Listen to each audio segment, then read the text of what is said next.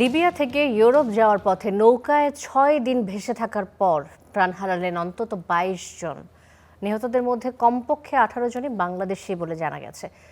প্রত্যক্ষদর্শীদের বরাত দিয়ে ব্রিটিশ সংবাদ মাধ্যম গার্ডিয়ান জানিয়েছে যে মূলত খাবার ও পানির অভাবে এত প্রাণহানি হয়েছে।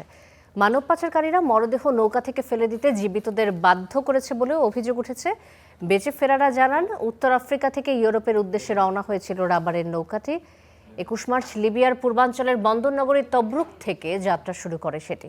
এই ঘটনায় ২৬ জনকে জীবিত উদ্ধার করা হয়েছে বলে জানিয়েছে গ্রিক কোস্টগার্ড, যাদের মধ্যে ২১ জন বাংলাদেশি, ৪ জন দক্ষিণ সুদানের এবং ১ জন চাঁদের নাগরিক। গ্রিসের ক্রিট দ্বীপের কাছ থেকে তাদের উদ্ধার করা হয়েছে বলে জানিয়েছে কোস্টগার্ড। আহত ২ জনকে স্থানীয় একটি হাসপাতালে ভর্তি করা হয়েছে বলেও জানা গেছে।